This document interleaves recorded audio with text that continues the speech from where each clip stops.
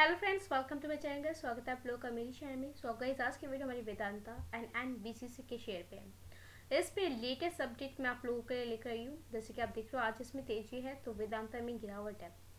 Guys, Vedanta पर बहुत बड़ी खबर निकल कर आ रही है कि इसने कर्ज खत्म करने में पूरा का पूरा फोकस बनाया हुआ है एंड हजारों करोड़ों भारी भरकम फंड हमें इसमें देखने को मिल रहा है। तो इसलिए पूरा वीडियो पे पूरा एंड तक बने रहिएगा। अगर किसी के पास भी वेदांता शेयर है या वो इंटरेस्टेड है लेने के लिए आगे फ्यूचर में, तो उनको इसके बारे में पता होना बहुत ज़्यादा जरूरी है। जो बिगनर है, जो स्टडी के तौर पे देख रहे हैं वेदांता को, तो उनके लिए भी ये स्टॉक काफ़ी ज़्यादा अच्छा रह सकता है।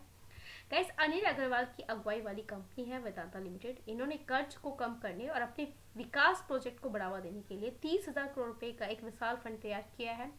यह फंड कंपनी की फाइनेंशियल स्थिति को सुधारने और भविष्य में बड़े प्रोजेक्ट्स को सफलतापूर्वक लागू करने के लिए जुटाया गया है। फिलहाल अगर आप देख रहे होगे, पिछले एक साल के अंदर इसमें 95% तक की तेजी आई है। पिछले 5 साल में 233% तक चढ़ा और मैक्सिमम अगर आप देखोगे तो 13,000% तक का इसने रिटर्न दिया है। वेदांता ने 30,000 करोड़ रुपए का फंड इकट्ठा करने के लिए कई तरीके अपनाए हैं। सबसे पहले कंपनी ने शेयर बाजार में खास संस्थागत निवेशकों मतलब QIP से 8500 करोड़ रुपए जुटाए। इन इन्वेस्टरों ने कंपनी के शेयर खरीदे, जिससे कंपनी को तुरंत पैसा भी मिल गया। इसके अलावा हिंदुस्तान जिंक लिमिटेड के शेयरों की बिक्री से 3200 करोड़ रुपए मिले हैं। कंपनी ने कुछ अतिरिक्त पैसे भी जो इंटरिम डिविडेंड है उसके थ्रू जुटाए हैं। 51 करोड़ रुपए शामिल है। लाभांश का मतलब है कि कंपनी अपनी कमाई का कुछ हिस्सा शेयरधारकों को देती है। आपको पता है, बोनस कहा जाता है जिसे। एंड यहाँ पे क्या लीजिए, एक तो बोनस के तौर पे होता है और डिविडेंड के तौर पे होता है। अंतरिम लाभांश मतलब इंटरिम डिविडेंड, और डिविडेंड का मतलब लाभांश ही होता है। कंपनी ने अपने पास पहले से मौजूदा 13,000 करोड़ रुपए के नकद भंडार का भी उपयोग किया है। इस तरह वेदांता ने 30,000 करोड़ रुपए का फंड जुटाया है। वेदांता ने करंट फाइनेंशियल ईयर क्वार्टर में शानदार फाइनेंशियल परिणाम भी पेश किए हैं। चलिए एक बार थोड़ा सा उस पर नजर डाल लेते हैं। सो गाइज, आप इससे रिलेटेड कुछ भी चीजें आप चेक कर सकते हो। देखिए, लाभांश बीच में मैंने बोनस बोल दिया, बट है एक्चुअल में डिविडेंड, वो बाय मिस्टेक निकल गया है। गाइस, वेदांता का देखो 100% इसका प्लस है। एक ही नेगेटिव पार्ट अगर देखो, क्वार्टरली नंबर पे देखिए 35,000 करोड़ तक का रेवेन्यू दर्ज किया है। वहीं 5,000 करोड़ का प्रॉफिट देखने को मिलता है, जो कि बहुत ही अच्छे, तभी इन्होंने गाइस क्वार्टरली नंबर काफी ज्यादा अच्छे दर्ज किए हैं। गाइस, मैं बता दूं, इस दौरान कंपनी ने लांजीगढ़ में अब तक का सबसे अधिक एल्यूमिनियम प्रोडक्शन किया है और जिंक इंडिया यूनिट में धातु का खनन बढ़ाया है। कंपनी ने प्रोडक्शन की कुल लागत को 20% कम कर दिया, जिससे लाभ में और वृद्धि हुई है। गाइस, इसका अगर आप देखोगे ना, 52 वीक हाई 207 है और लो 506 देखने को मिलता है। जून 2024 तक वेदांता का कुल कर्जा 6,130 करोड़ रुपए था। कर्ज को कम करने के लिए कंपनी ने फरवरी और जून के बीच नॉन कन्वर्टेबल डिवेंचर और प्रवर्तक हिस्सेदारी बिक्री से मिले पैसे का उपयोग किया है। गाइस, हाँ, एक चीज इसमें नेगेटिव ये पॉइंट है कि सारे के सारे इसके अंदर 100% प्लेज देखने को मिलते हैं। इन्वेस्टर्स में प्रोमोटर की होल्डिंग 56.38% देखने को मिलती है। एफआई ने 12.61 देखने को मिलती है। डीआई की 15.65 देखने को मिलती है। पब्लिक की 15.11 जो कि बहुत कम है, एंड अदर्स की 0.17% देखने को मिलती है। बैलेंस शीट में आप जाओगे तो यहाँ कर्जा भी देखने को मिल रहा है और ये कर्ज कम करने में पूरी की पूरी जुटी हुई है। ठीक है गाइस, मैं आपको बता दूं, वेदांता इस फंड का इस्तेमाल कई अहम कामों के लिए करेगी। सबसे पहले कंपनी अपने फाइनेंशियल रिकॉर्ड को सुधारने के लिए इस पैसे का उपयोग करेगी। इसके अलावा कंपनी अपनी पूंजी को मजबूत करेगी, जिससे उसकी फाइनेंशियल स्थिति बेहतर होगी। बड़े प्रोजेक्ट को जल्दी पूरा करने और नए विकास के अवसरों का फायदा उठाने के लिए भी इस फंड का उपयोग किया जाएगा। इस फंड से कंपनी को 10 अरब डॉलर मतलब लगभग 80,000 करोड़ रुपए की ईबीटा का लक्ष्य हासिल करने में भी मदद मिलेगी। वेदांता ने 30,000 करोड़ रुपए का फंड तैयार किया है ताकि वे अपने कर्ज को कम कर सके और विकास की योजनाओं को तेजी से लागू कर सके। इस पैसे से कंपनी अपनी फाइनेंशियल स्थिति को बेहतर बनाएगी और नए प्रोजेक्ट्स और विस्तार पर ध्यान देगी। यह कदम वेदांता को मजबूत और स्थिर बनाने में मदद करेंगे, जिससे कंपनी का भविष्य अच्छा दिखाई देगा। ठीक है, एक ये ही लेटेस्ट न्यूज वेदांता पे थी, जो कि मैंने आपको बताया कि आप लोगों को एटलीस्ट तो पता होना चाहिए। चलिए एनबीसीसी के बारे में भी थोड़ा सा हम चर्चा कर लेते कि एनबीसीसी के अंदर हमें क्या ऐसा खुशखबरी देखने को मिली है। ठीक है, एक क्या रीजन रहा है कि इसके अंदर जो आज के दिन बूस्ट देखने को मिला है। गाइस, देखिए, ऐसी बहुत सी चीजें हैं जो हमें देखने को मिलती हैं, हम ऐसा नहीं कहेंगे। स्टॉक में, मार्केट में देखिए बहुत सी उतार चढ़ाव तो देखने को मिलते हैं। वहीं भारतीय स्टॉक मार्केट में गाइस आज बड़े उतार चढ़ाव देखने को मिले हैं। आपने पता देखा है, निफ्टी ने एक नया हाई बनाया है। देश की सबसे मूल्यवान कंपनी है रिलायंस इंडस्ट्री के स्टॉक में जहां गिरावट देखने को मिली, तो वही देश की दूसरी कंपनी मूल्यवान जो कि कंपनी टाटा कंसल्टेंसी सर्विसेज के स्टॉक में तेजी देखने को मिली। देखिए, टाटा कंसल्टेंसी में तेजी है, रिलायंस में गिरावट है। अगर आप ये कहोगे तो आप अगर आप देखोगे, देखिए रिलायंस में ऐसा नहीं है। अब यहाँ पर इतना हाई बनाया 3026 तक, फिर यहाँ पे गिरावट आ गई। यहाँ पर भी अगर आप देखोगे ऊपर चढ़ा, फिर 3015 से फिर यहाँ गिरावट आ गई 0.29% तक की।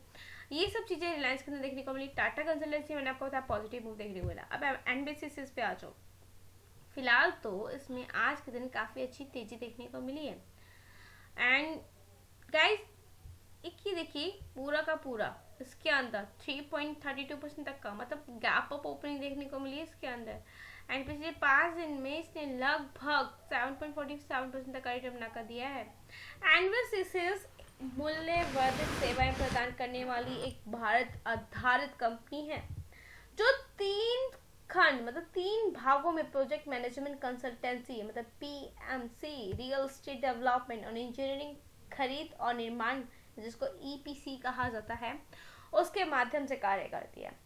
पीएमसी खंड के तहत सिविल निर्माण परियोजनाओं, राष्ट्रीय सुरक्षा के लिए बुनियादी ढांचे का कार्य आदि और जितने भी रियल एस्टेट डेवलपमेंट है उसके द्वारा अपार्टमेंट, टाउनशिप और जितने कमर्शियल परियोजनाएं उसके लिए कार्य करती है। गाइस, वही ईपीसी परियोजनाओं के तहत जितने भी इंजीनियरिंग, खरीद, निर्माण, कमीशनिंग जैसी सुविधाएं सर्विसेज वो प्रदान कराती है। गाइस, पिछले 5 साल में इस कंपनी ने लगभग अगर आप देखोगे तो नियर अबाउट 456% तक का रिटर्न देखने को मिलता है पिछले 5 साल के अंदर। मैक्सिमम अगर आप देखोगे तो 3000% तक का रिटर्न देखने को मिलता है 5 साल के लिए। गाइस, अगर मैं इसमें थोड़ा सा बीएससी वाला अगर मैं डाल दूँ आप लोगों के लिए तो आप एक चीज़ और नोट करोगे। क्या? देखिए, पिछले 5 साल में दोस्तों इतने रिटर्न दिए ही हैं। मैक्सिमम अगर आप देखोगे इस इधर से इस पॉइंट से अगर आप देखोगे तो देखिए सेम देखने को मिला। फिलहाल देखिए 699% तक का 2020 से लेकर 2024 तक मतलब काफ़ी अच्छा रिटर्न 4 साल में इसने बना कर दिया है। गाइस, एनबीसीसी के स्टॉक में आए थे, इसके पीछे एक का कारण है कि कंपनी द्वारा की गई बोनस शेयर की घोषणा को बताया जा रहा है। कंपनी ने हाल ही में अपने इन्वेस्टरों को बोनस शेयर जारी करने के प्रस्ताव की जानकारी दी है।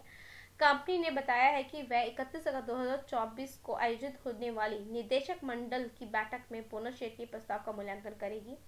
कंपनी को लगातार ऑर्डर प्राप्त हुए देखे जा रहे हैं क्योंकि कंपनी ने 14 अगस्त को 528 करोड़ रुपए के ऑर्डर प्राप्ति की घोषणा की थी। इसके बारे में अधिक जानकारी देते हुए कंपनी ने भी बताया था कि कंपनी की सहायक कंपनी है जो HSCC इंडिया के लिए हरियाणा की चिकित्सा शिक्षा एवं अनुसंधान निदेशालय से ऑर्डर प्राप्त हुआ है। गाइस, देखिए इसके बारे में आप यहाँ न्यूज़ में चेक कर सकते हो। जितना भी यहाँ पर आपको न्यूज़ दिखाई दे रहा है, देखो अपने 18% तक हिट हुआ है। ऐसा नहीं है, इसने एक हाई बनाया है अपना, आज के दिन 18% तक चढ़ा है ये स्टॉक, तभी तो मैं इसको कवर कर रही हूँ। रीज़न क्या है कवर करने का? गाइस, यहाँ पर सब डिटेल्स जो मैं आपको बता रही हूँ वो डिटेल्स सारी आपको मिल जाएगी। ठीक है, जैसे कि मैंने आपको बताया इसकी जो न्यू कंपनी है SSCC, ठीक है, उसके द्वारा इसको कम से कम 528 करोड़ रुपए का ऑर्डर प्राप्त हुआ है।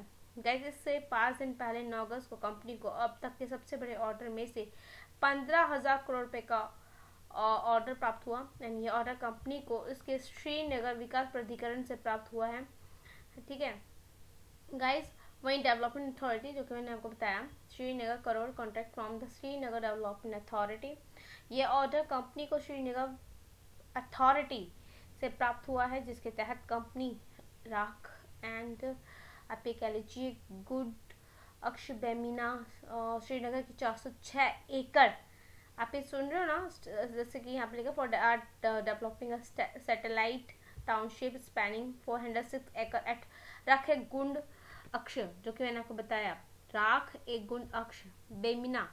ठीक है, बेमिना इसमें श्रीनगर की 406 एकड़ में फैले सैटेलाइट टाउनशिप का विकास ही करेगी। इससे रिलेटेड आप कह सकते हो इनको अच्छा खासा ऑर्डर प्राप्त हुआ है। क्वार्टरली नंबर भी इसके जून के बहुत ही ज़्यादा शानदार देखने को मिलते 7 करोड़ रुपए तक ये मतलब इसका नेट प्रॉफिट राइज हुआ था। एंड वहीं 77 करोड़ रुपए in the same period of the previous year. Income from operation increase, कम से कम इसकी इनकम भी काफ़ी अच्छी इंक्रीज जो कि 2100 करोड़ तक पहुंची है, जो कि पहले 1900 करोड़ रुपए देखने को मिलती थी। सब्सिक्वेंटली देखा जाता है हल्का फुल्का सा रेवेन्यू में 48% तक का सीक्वेंसली में हल्का फुल्का सा गिरावट थी, बट बाकी ऑल ओवर काफ़ी अच्छे नंबर देखने को मिल रहे। ठीक है गाइस, तो कि ये एक नवरत्न कंपनी एनबीसीसी और काफ़ी अच्छा स्टेटस इसने हासिल कर रखा है, तो मैं आपको ये बोलूँगी आने वाले टाइम में काफ़ी अच्छा रिटर्न्स बनाकर दे सकती है। 1960 में स्टैब्लिश हुई थी और मैंने आपको पहले बताया प्रोजेक्ट मैनेजमेंट कंसल्टेंसी और real estate development and EPC contracting के अंदर ही काम करती है। सो गाइस, आप खुद से स्टडी करके चेक करके इन्वेस्ट करके चल सकते हैं। चैनल पर नहीं हो तो लाइक पर करना मत भूलिए। बाय, नेक्स्ट वीडियो में।